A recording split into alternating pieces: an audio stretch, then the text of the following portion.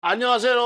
어르신들의 뇌 건강을 지키는 건강의 목소리 송혜 박사입니다. 우리 어르신들 집안에서 가장 편안해야 할 공간이 어느 순간 나를 위협하는 곳으로 느껴진 적 없으신가요? 이를테면 거실을 지나가다가 아무것도 아닌 카펫 모서리에 발이 턱 걸려 휘청했던 순간, 혹은 화장실 문턱을 넘다가 다리에 힘이 쭉 빠져 가슴을 쓸어내렸던 경험 말입니다. 대부분의 어르신들은 이럴 때 아이고 내가 이제 늙어서 기운이 없나 보다, 혹은 정신을 어디다 두고 다니는지 하시면서 대수롭지 않게 넘기시곤 합니다. 하지만 어르신, 그것이 정말 단순한 나이 탓 혹은 부주의 탓이었을까요? 저는 오늘 이 작은 순간 속에 숨어있는 우리 뇌가 보내는 아주 중요하고도 절박한 마지막 구조 신호에 대해 이야기해드리고자 합니다. 뇌경색이라는 단어만 들어도 가슴이 철렁 내려앉으시죠. 한번 찾아오면은 우리의 삶을 송두리째 바꿔놓을 수 있는 무서운 병이라는 것을 우리 모두가 잘 알고 있기 때문입니다. 반신마비나 언어장애 같은 끔찍한 후유증을 남겨 평생 가족의 짐이 될 수도 있다는 생각에 밤잠을 설치시는 분들도 많으실 겁니다.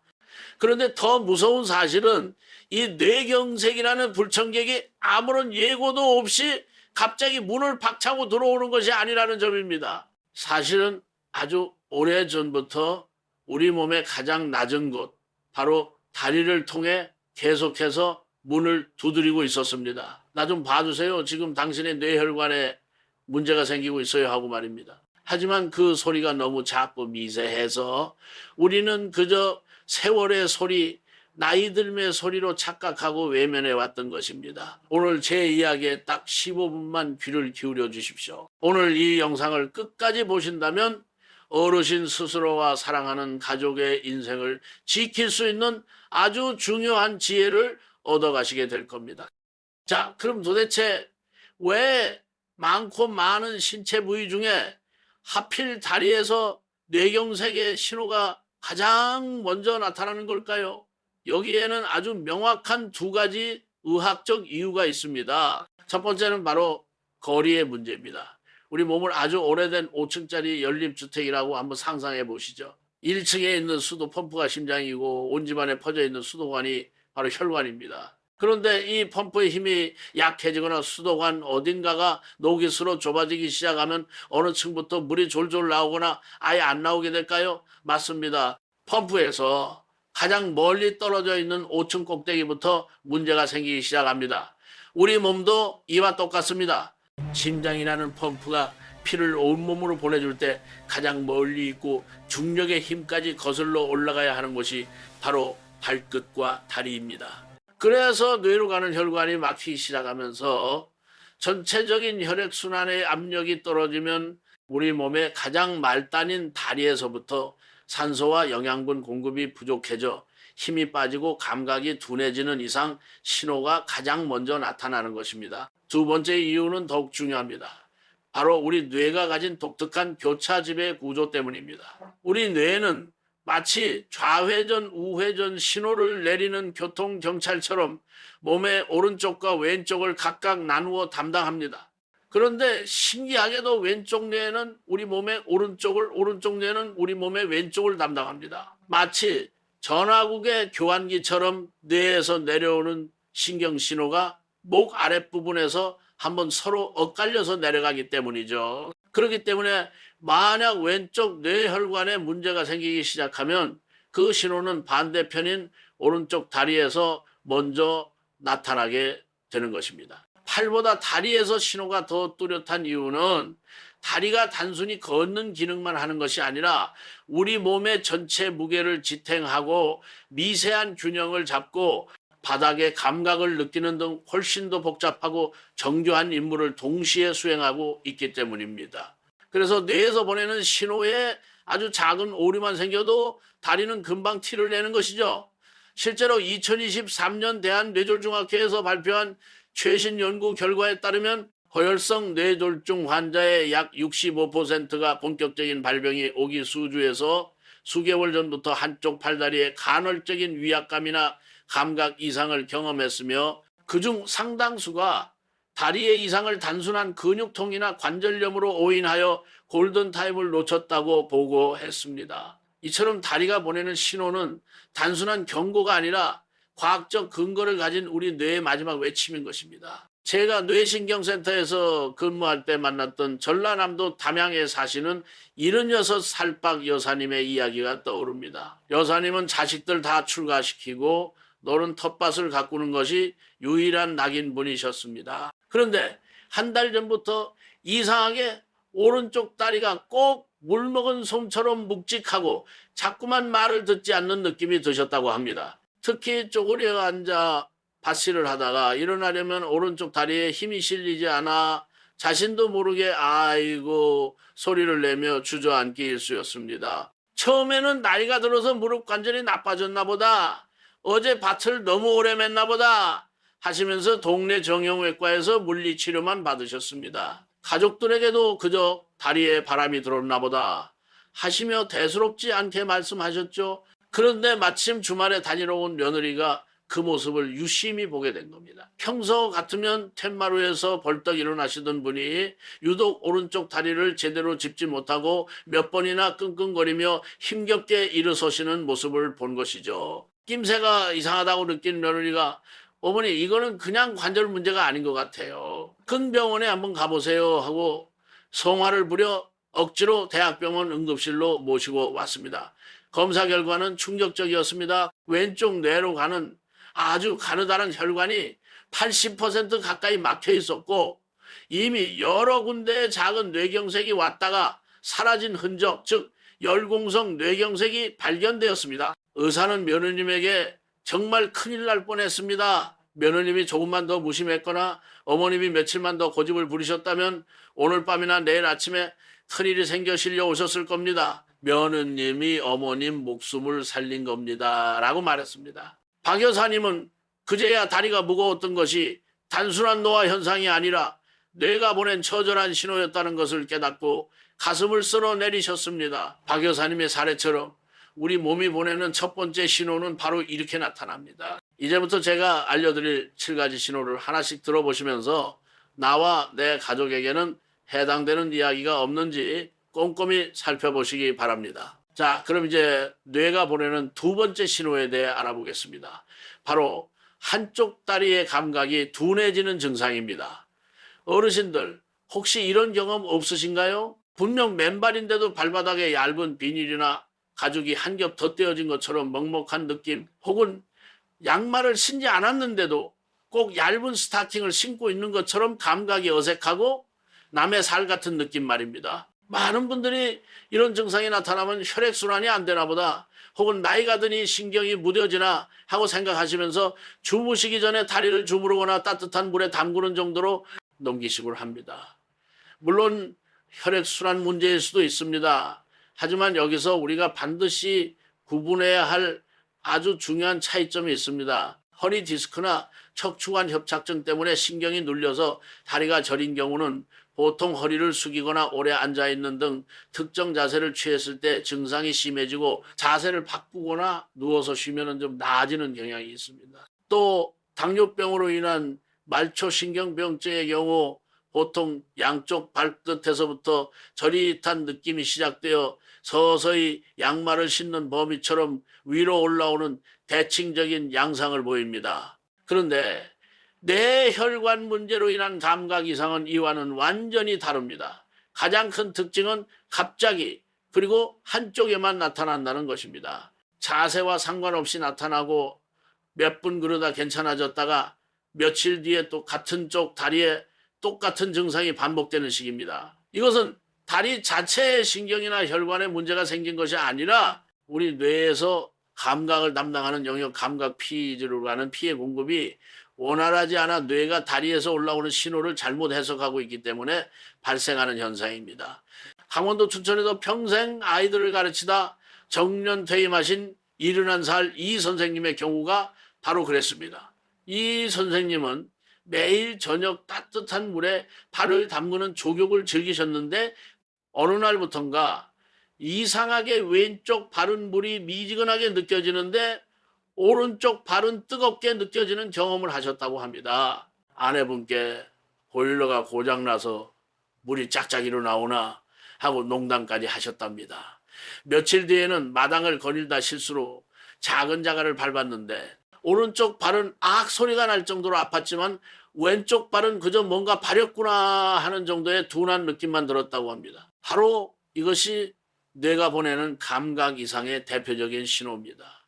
뜨거움과 차가움, 날카로움과 둔함의 차이를 제대로 구분하지 못하게 되는 것이죠. 만약 어르신께서 한쪽 다리나 발에서만 유독 이런 감각의 온도차 혹은 통증의 차이가 느껴지신다면 이것은 절대 무시해서는 안 될 위험 신호라는 것을 꼭 기억하셔야 합니다. 세 번째 신호는 걸음걸이가 변하고 한쪽 발을 질질 끄는 증상입니다. 의학적으로는 조카수 푸트러브라고 부르기도 합니다. 혹시 요즘 어르신 본인이나 함께 사시는 가족의 걸음걸이에서 이상한 점을 발견하지는 못하셨나요?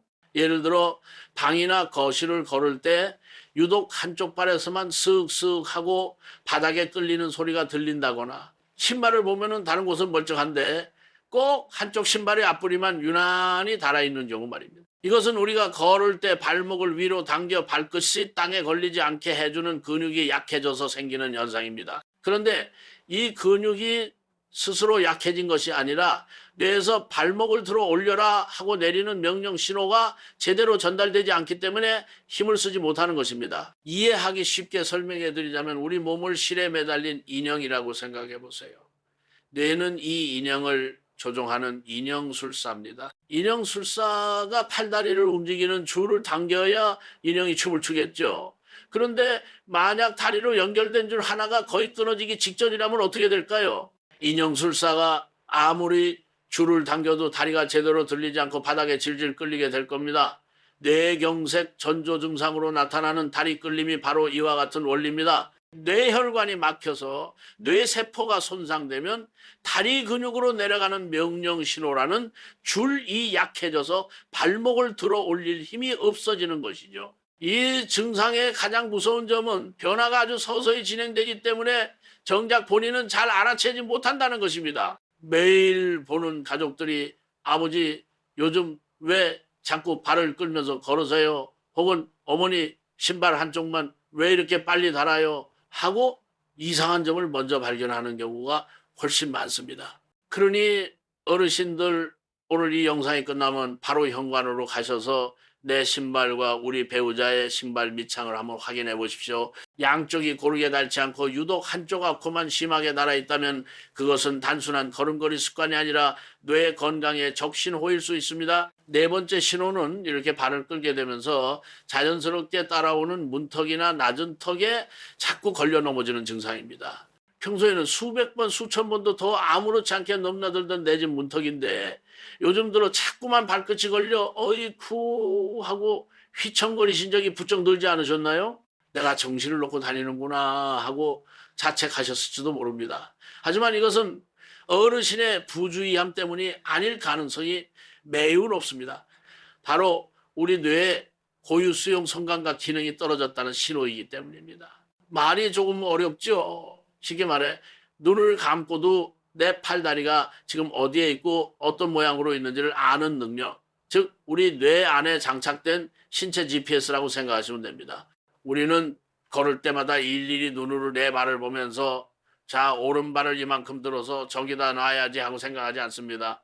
이 신체 GPS가 알아서 발의 위치와 높이, 바닥까지의 거리를 실시간으로 계산해서 뇌에 보고하고 뇌는 그 정보를 바탕으로 자연스럽게 걷도록 명령하기 때문입니다. 그런데 뇌로 가는 혈류가 부족해지면 이 GPS에 오류가 생기기 시작합니다. 나는 분명 문턱을 넘을 만큼 충분히 다리를 들었다고 생각했는데 실제로는 뇌의 계산착오로 다리가 덜 들려서 발끝이 문턱에 턱 걸리고 마는 것입니다. 2023년 서울대학교 병원 신경과에서 발표한 연구에 따르면 특별한 시력 저하나 관절 문제가 없음에도 불구하고 최근 6개월 내에 집안과 같은 익숙한 환경에서 발이 걸리는 횟수가 급격히 늘어난 65세 이상 노인 그룹은 그렇지 않은 그룹에 비해 일과성 허혈 발작민이 뇌졸중을 경험할 위험이 약 40%나 더 높은 것으로 나타났습니다. 이처럼 사소해 보이는 발걸림은 뇌의 GPS가 고장나고 있다는 강력한 경고등인 셈입니다. 특히 우리 어르신들에게 넘어짐, 즉 낙상은 단순히 멍이 들고 마는 가벼운 사고가 아닙니다. 고관절 골절로 이어져 평생 누워 지내게 되는 와병 생활의 시작이 될 수도 있는 치명적인 사건입니다. 그러니 최근 들어 자꾸만 발이 걸려 넘어질 뻔한 아찔한 순간이 잦아졌다면 절대 운이 나빴다고만 생각하지 마시고 내 뇌의 기능에 이상이 생긴 것은 아닌지 반드시 의심해 보셔야 합니다. 다섯 번째 신호는 내 의지와 상관없이 다리가 떨리거나 움찔거리는 증상입니다. 물론 우리 어르신들 피곤하거나 기운이 없을 때 혹은 긴장했을 때 다리가 살짝 떨리는 경험은 누구나 할 수 있습니다. 하지만 이런 떨림은 보통 잠시 쉬거나 안정을 취하면 금방 사라지기 마련입니다.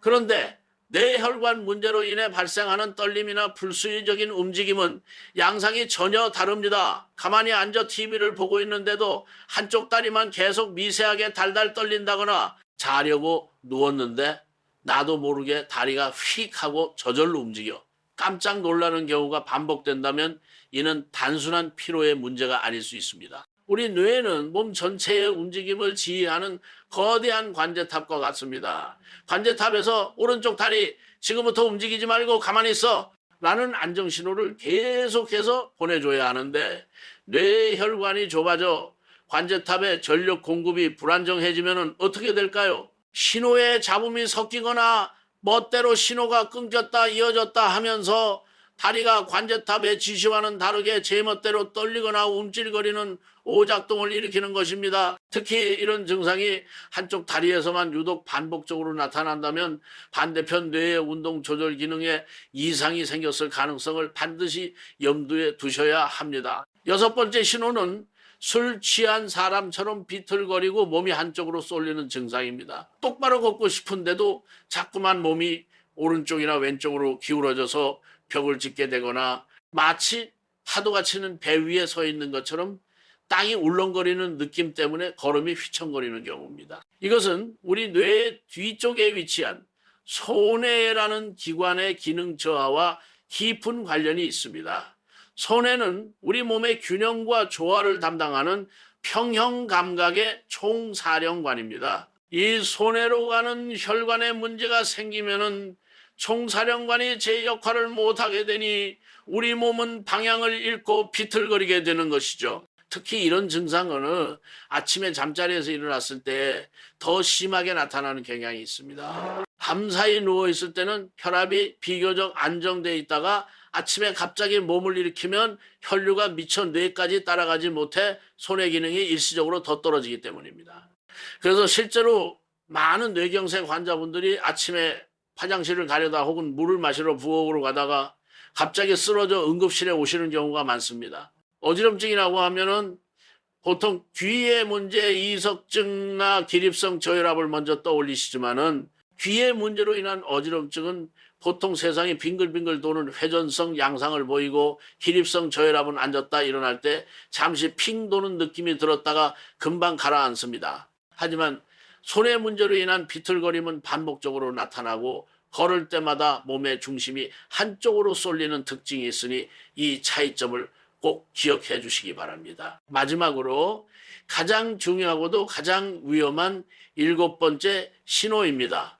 바로 증상이 잠깐 나타났다가 저절로 사라지는 경험, 즉 일과성 허혈 발작입니다. 예를 들어 몇 분 동안 한쪽 다리에 힘이 쭉 빠지고 감각이 둔해져서 깜짝 놀랐는데 20, 30분 정도 지나니 언제 그랬냐는 듯이 멀쩡하게 돌아오는 경우입니다. 대부분의 어르신들은 증상이 사라지고 나면은 이제 괜찮아졌구나, 다행이다 하고 안심해 버리십니다. 하지만 송구스럽게도 저는 이것이 가장 위험한 착각이라고 단호하게 말씀드려야겠습니다. 일과성 허혈 발작은 괜찮아졌다는 신호가 결코 아닙니다. 오히려 이것은 거대한 뇌경색이라는 대형 화재가 발생하기 직전에 마지막으로 울리는 경고 화재 경보와도 같습니다. 잠시 혈관을 막았던 작은 혈전이 운 좋게 저절로 녹아서 증상이 사라진 것일 뿐 혈관 내부의 근본적인 문제는 그대로 남아있기 때문입니다.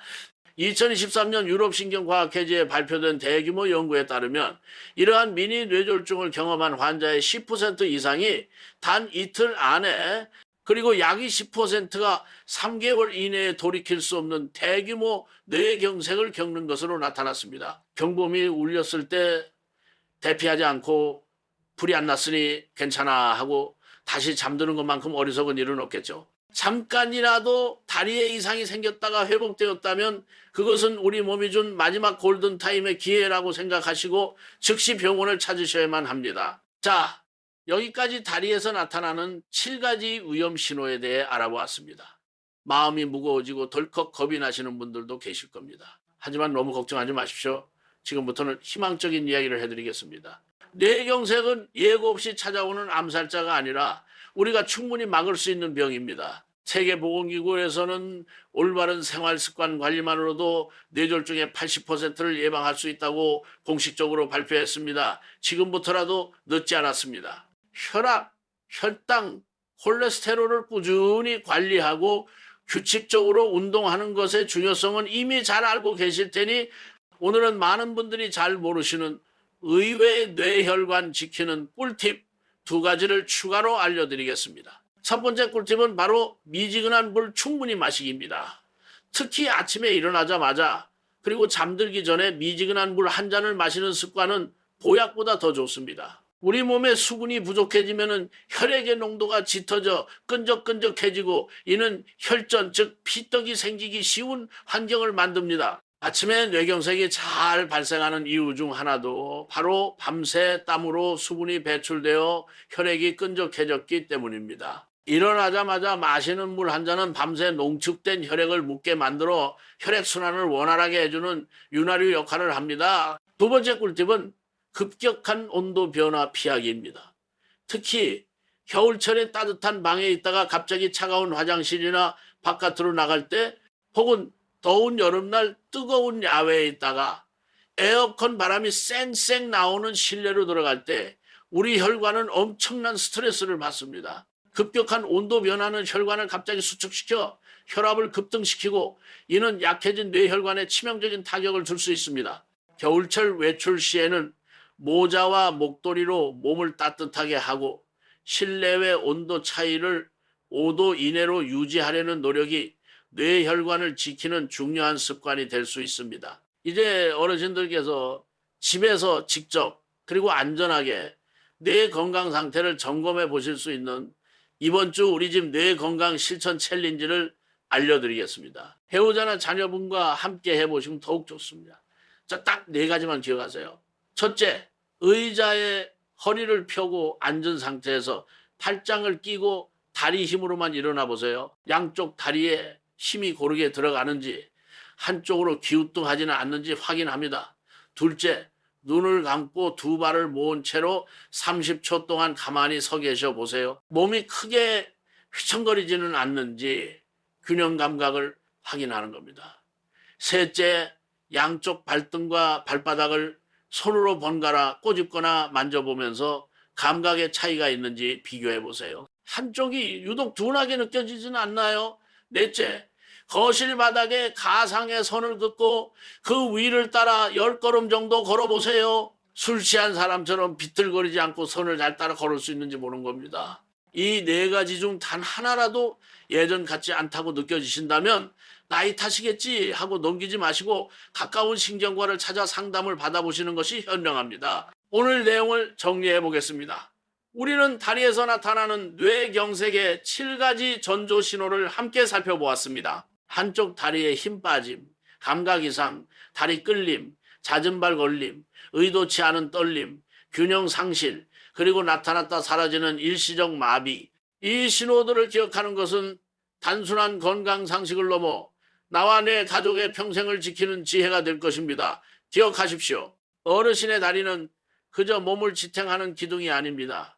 다리는 우리 뇌의 상태를 가장 먼저 알려주는 정직한 대변인이며 뇌가 우리에게 보내는 간절한 언어입니다. 그 작은 신호를 무시하면 평생의 후회로 남을 수 있지만 그 신호에 귀 기울이면 우리에게는 건강을 되찾을 마지막 기회가 주어집니다. 오늘 제 이야기가 어르신들의 건강한 노후의 작은 등불이 되었기를 바랍니다. 영상이 도움이 되셨다면 좋아요와 구독 버튼 꼭 눌러주시고 사랑하는 가족과 친구분들에게 이 영상을 공유하여 생명을 살리는 지혜를 널리 나눠주시길 부탁드립니다. 다음 시간에도 어르신들의 삶을 더욱 건강하고 행복하게 만들어드릴 알찬 정보로 다시 찾아뵙겠습니다. 지금까지 어르신들의 뇌 건강을 지키는 건강의 목소리 송혜 박사였습니다. 감사합니다.